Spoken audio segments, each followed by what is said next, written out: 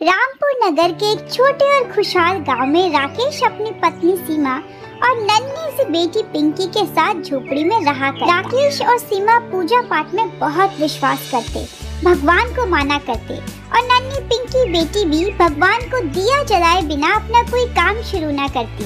राकेश के पास खुद की जमीन न थी, वह जमींदार और बड़े बड़े साहूकारों के खेतों पे खेती किया करता। पत्नी सीमा भी इस काम में उसकी मदद करती।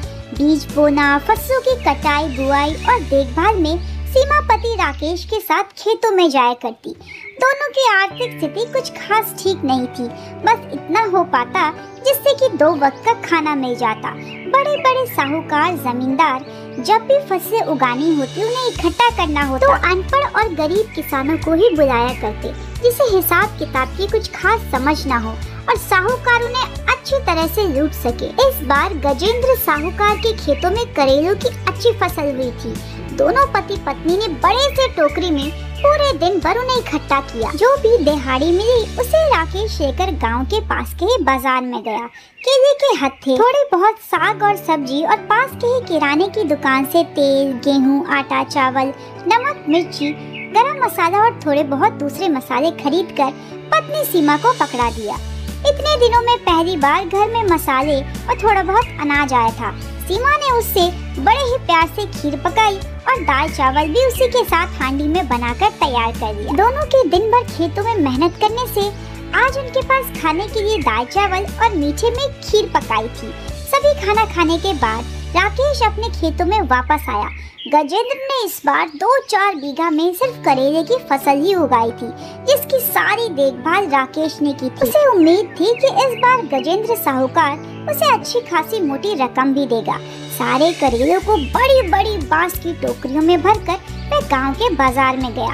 इतने अच्छे और पौष्टिक करेले बेचने के बाद उसे मुनाफा भी बड़ा ही अच्छा हुआ। राकेश को पूरी उम्मीद थी कि गजेंद्र साहूकार इस बार उसे कुछ ठीक ठाक रकम देगा, लेकिन साहूकार ने बहुत ही थोड़े और कम पैसों में राकेश को निपटा दिया और कहा कि इतने ही मिलेंगे। नहीं जमींदार साहब, थोड़े पैसे और में जाते तो ठीक है, मेरे घर की थोड़ी साफ सफाई कर दो। राकेश को घर में अच्छे अनाज के लिए पैसों की सख्त जरूरत थी, इसलिए उसने साहूकार के घर में झाड़ू पोछा, झूठे बर्तनों को धोया, बड़ी बड़ी हांडियों, पतीलों और कढ़ाई को अच्छे से सर्फ और साबुन लगाकर घिस के नल के पानी के साथ धोया। लेकिन फिर भी उसे बदले में बहुत ही कम पैसे मिले। वे पैसे लेकर वह अपनी पत्नी के पास आया और उसे सारे मांजरे के बारे में बताया। राकेश बहुत दुखी था। इधर बेटी पिंकी ने कहा, माँ मुझे इस बार नई फ्रॉक चाहिए। पिताजी कह रहे थे कि उन्हें इस बार पैसे भी अच्छे मिलेंगे। हाँ मेरी बेटी, थोड़ा रुक जा। सीमा पूरी तरह से टूट चुकी थी, क्योंकि वो जानती थी कि राकेश को बहुत कम पैसे मिले हैं और उसका दिल भी टूट चुका था।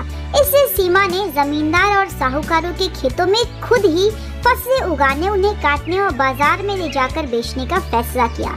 ऐसा सोचकर उसने करेले, पत्ता गोभी, नींबू और बड़े बड़े अमरूदों की फसलें उगाई, उनकी देखभाल की। बड़ी बड़ी बांस की टोकरियों में उन्हें अच्छे से तोड़ के रख लिया और अपनी बेटी पिंकी के साथ गांव के बाजार में ही उन्हें बेचने के लिए गई। फसलें इतनी पौष्टिक, गुणवत्ता और रसीले थे कि आसपास खुद ही ग्राहक आ गए और उसे अच्छे खासे पैसे भी देने लगे। बड़ी उम्मीद से सीमा ने सोचा कि इस बार बेटी पिंकी को फ्रॉक जरूर दिलाएगी, लेकिन नतीजा बहुत खराब था। इधर राकेश की तबीयत दिन ब दिन बिगड़ती ही जा रही थी। उसे अंदर से झटका जो लगा था। बेटी पिंकी के साथ सीमा गांव के बाजार में हर रोज फसलों को बेचने के लिए जाती। मेरी प्यारी बेटी, कितनी समझदार हो, इतनी छोटी सी उम्र में माँ के साथ बाजार में भी जाती हो, नंगे पांव चलती हो, मुझे खाना भी खिलाती हो आकर। मेरी नन्ही गुड़िया, जिन हाथों में खेलने के लिए खिलौने होने चाहिए, वे खेतों में जाती है, गांव के बाजार की भीड़ के बीच जाती है। मुझे माफ कर देना। सीमा भी बहुत दुखी होती है। वह चाहती है उसकी बेटी का एडमिशन एक अच्छे से स्कूल में हो, लेकिन उनकी आर्थिक स्थिति बहुत खराब होती है। थोड़ा बहुत फसलों को बेचकर जो पैसे मिलते हैं, उन पैसों को लेकर गांव के ही केमिस्ट की दुकान में सीमा जाती है और पति के लिए जरूरत की दवाइयाँ और ताकत की दवाइयाँ भी खरीद लेती है, क्योंकि राकेश की तबीयत बहुत खराब होती है। उसे इलाज और दवाइयों की सख्त जरूरत होती है। वो सारी दवाई को थोड़े बहुत दूध और पानी में मिलाकर अपने पति राकेश को देती है। राकेश बहुत दुखी होता है। मुझे माफ कर देना सीमा, मैं घर खर्च में तुम्हारी मदद नहीं कर पा रहा। अरे इतने साल तो आपने ही काम किया है, बस 2-4 दिन की बात हो रहा है, आप फिर ठीक हो जाएंगे। और देखना, हम सब मिलके ना पिंकी का बढ़िया से स्कूल में एडमिशन करवाएंगे और माता रानी की कृपा हमारे ऊपर जरूर बरसेगी। यूँ सोचिए कि भगवान हम सबकी परीक्षा ले रहा है। अब जल्दी से ये दवाइयाँ खा लीजिए। अपने पति को खाना और दवाइयाँ देकर जैसे ही सीमा खेत की तरफ जाती है कि बेटी पिंकी उसे कमर से पकड़ लेती है। माँ, मैं भी तुम्हारे साथ चलूंगी, आज मुझे भी खेतों में जाना है। पिंकी के इतना जिद करने पर माँ उसे खेतों में लेकर आती है। सीमा एक साथ काफी सारे खेतों में काम करती है। एक तरफ बड़े बड़े फूल गोभी और पत्ता गोभी, तो दूसरी तरफ रसीले और स्वादिष्ट हरे हरे अमरूद, बैंगन, आलू, टमाटर, छोटे छोटे फसलों की देखभाल भी सीमा खुद ही करती है। और आखिरकार दिन से लेकर रात तक बेटी पिंकी अपनी माँ का इन सब में मदद भी करवाती है। दोनों माँ बेटी 2-4 खेतों से फल सब्जियाँ तोड़कर गांव के बाजार में आती है। बाजार में बड़ी चहल पहल होती है। बड़े बड़े फूलों की मालाएं, बांस और सूप, कोनिया और सब तरह के पूरी पकवान बाजार में मिल रहे होते हैं। पिंकी अपनी माँ से पूछती है, माँ बाजार में इतनी चहल पहल क्यों है? अरे बेटा, वो छठ पर्व आने वाला है ना, तो अभी लोग बांस की टोकरियाँ, सूप और कोनिया में सूर्य भगवान को अर्घ देते हैं। तो माँ, तुम भी क्यों नहीं बांस की टोकरियाँ और सूप बेचती हो? सीमा को ये विचार अच्छा लगता है। वह उसी दिन बेटी पिंकी के साथ शहर जाती है। बड़ी सी दुकान से मोल भाव करके खूब सारी बांस की टोकरियां, सूप और कोनिया खरीदती है। गांव के बाजार में ही सारी रंग बिरंगी बड़ी बड़ी बांस की टोकरियां और सूप बेचने लग जाती है। आसपास की औरतें उसे सूप और कोनिया खरीदने के लिए भी आती है, क्योंकि छठ पर्व बांस के ही बर्तनों में मनाया जाता है। एक के बाद एक धीरे धीरे करके सीमा की टोकरियां बिकने लगती है। सीमा बेहद खुश होती है, क्योंकि जितनी ज्यादा टोकरियां वो लेकर आती है, उससे ज्यादा उसे मुनाफा होता है। और तो और सीमा टोकरियां बनाना भी धीरे धीरे शुरू कर देती है। वह एक तरफ बैठ के छोटे छोटे बांस की टोकरियां, सूप और कोनिया भी बनाती है। उसके पास बड़े बड़े अमीर खानदान की बहुएं आती हैं, जो खूब सारी टोकरियां और बांस की सूप इकट्ठे ही खरीद लेते हैं, लगभग 20 और 30। और पैसे भी सीमा को बहुत अच्छे मिलते हैं, क्योंकि उसके सूप बहुत ही टिकाऊ, सुंदर और रंग बिरंगे मजबूत होते हैं। आसपास की औरतों में ये बात कही जाती है कि सीमा के पास बड़ी ही सुंदर बांस की टोकरियां हैं। एक दिन तो एक अमीर खानदान की बहू उससे लगभग 100 सूप, 100 कोनिया और 100 बांस की टोकरियां खरीदती है। सीमा की बड़ी अच्छी कमाई होती है। वह बेहद खुश होती है। एक दिन वह बूढ़ी काकी के पास जाती है और उनसे पूछती है कि वह छठ का पर्व किस तरह से कर सकती है, क्योंकि कहीं ना कहीं उसे लगता है कि ये सब छठी मैया के आशीर्वाद से ही हुआ है। सबसे पहले वह नहाई खाई के बारे में सुनती है, जिसके मुताबिक वे घी और चने की सब्जी को धीमी आंच पर पकाकर तैयार करती है। उसके मन में एक अलग ही उत्साह होता है, मानो छठी मैया की कृपा से उसकी गरीबी दूर हो जाएगी और घर में खुशियाँ आएगी। ऐसा सोचकर उसका पति भी उस प्रसाद को खाता है, जो सीमा ने दाल, चावल और सजमन का भुजिया नहाई खाई के रूप में तैयार किया होता है। आप देखिएगा, छठी मैया और भगवान सूर्य देव हमारे ऊपर कृपा जरूर बरसाएंगे। आपकी भी तबीयत जल्द ही ठीक हो जाएगी।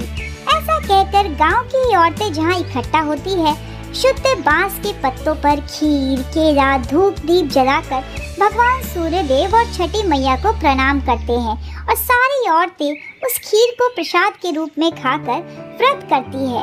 अगले ही दिन सारी औरतों को घाट पे भी जाना होता है।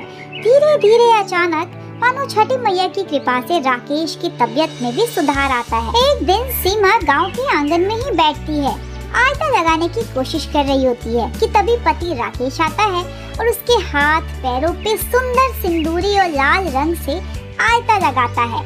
अगले ही दिन उसकी बांस की टोकरियां भी बड़े अच्छे से बिकती है। कोई 40 तो कोई 50 तो कोई 1 दर्जन। खूब सारे सूप और कुनिया की बिक्री होती है।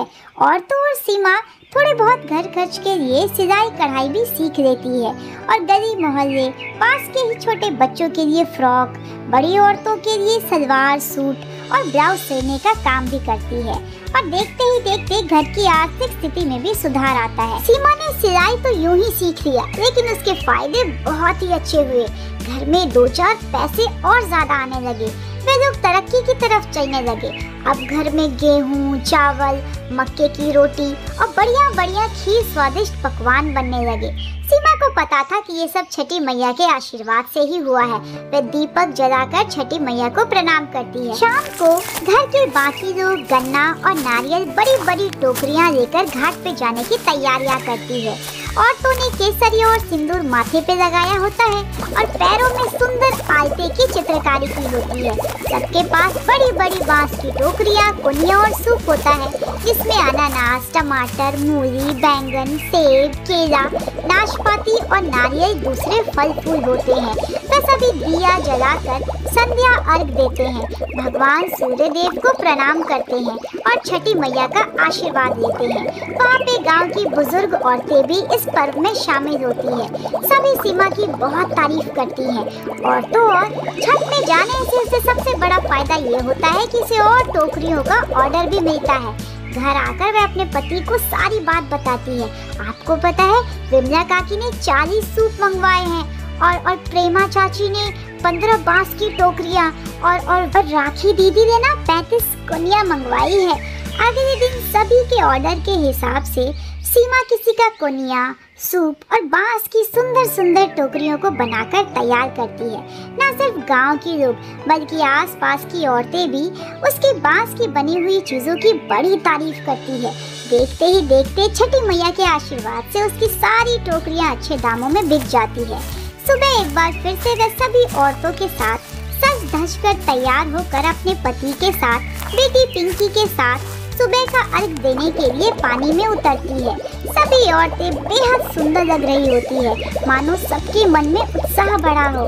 सबको ये आशा होती है कि भगवान सूर्यदेव और छठी मैया सारी मनोकामनाएं पूर्ण करके उन्नति की तरफ लेकर जाएंगी। सभी औरतें पानी में खड़ी होकर अपने अपने सूप, कुनिया, बांस की टोकरियों में नारियल, मूली, बैंगन, सजमन और खूब सारे फल और सब्जियों टोकरियों में भर देते हैं और उसमें चावल से बना हुआ भुसबा, आटे से बना हुआ टिकिया पुरुकिया और ठिकवे को बनाकर पानी में उतरकर चारों तरफ गोल गोल घूमकर भगवान सूर्य देव को सुबह का अर्घ देते हैं और फिर सारा सामान समेट कर नारियल, कुनिया, दिया, धूप, गन्ने अपने अपने परिवार के साथ वापस घरों में आ जाते हैं। इधर राकेश भी ठीक हो जाता है और पत्नी सीमा के साथ बांस की टोकरियां ही बेचने के कारोबार को आगे बढ़ाता है। अब तो दोनों पति पत्नी घर के एक कोने में ही सुंदर बांस की टोकरियां बनाते थे, जिसमें लागत तो बहुत ज्यादा नहीं आती थी, लेकिन मुनाफा बड़ा ही अच्छा था। और तो और राकेश अपनी पत्नी सीमा के लिए घर से ही सारा टिफिन बनाकर तैयार करता था और दोनों पति पत्नी सुबह से लेकर शाम तक टोकरियां बेचा करते, खूब ही अच्छा मुनाफा कमाते, मानो छठी मैया और सूर्य देव ने अपनी कृपा बरसाई हो। उससे आए मुनाफे से एक टूटी फूटी झोपड़ी जिसमें तीनों रहते थे, अब अचानक उनके पास एक बड़ा सा सुंदर आलीशान घर आता है। तीनों मिलकर भगवान गणेश को शुभ मंगल कार्यों के लिए प्रणाम करते हैं, दीपक जलाते हैं, बड़े से फूलों की मालाएं से उन्हें सजाते हैं और नए घर में सुंदर सुंदर कपड़े पहनकर गृह प्रवेश करते हैं। राकेश को बड़ी खुशी होती है क्योंकि बेटी पिंकी के पास अब 5-6 जोड़ी नई चमचमाती कपड़े थे। वे भगवान का ध्यान करके अपने हर काम की शुरुआत करते और अब किसानी छोड़कर राकेश ने भी पत्नी सीमा के साथ बांस की टोकरियों बनाने का काम शुरू किया था। न सिर्फ छठ में, दीपावली में, बाकी छोटे मोटे त्योहारों में भी उनकी टोकरियों को पसंद किया जाता और अच्छे दामों पर खरीदा जाता। छठ का पर्व करना सीमा के लिए बहुत लाभकारी साबित हुआ और उसने तय किया कि वह हर साल भगवान सूर्य देव और छठी मैया की आराधना जरूर करेगी। और इस तरह सीमा अपने पति राकेश और बेटी पिंकी के साथ हंसी खुशी रहने लगी। ऐसी ही भावनात्मक और मनोरंजक कहानियों के लिए चैनल के साथ जुड़े रहे। चैनल को लाइक, सब्सक्राइब करना ना भूलें।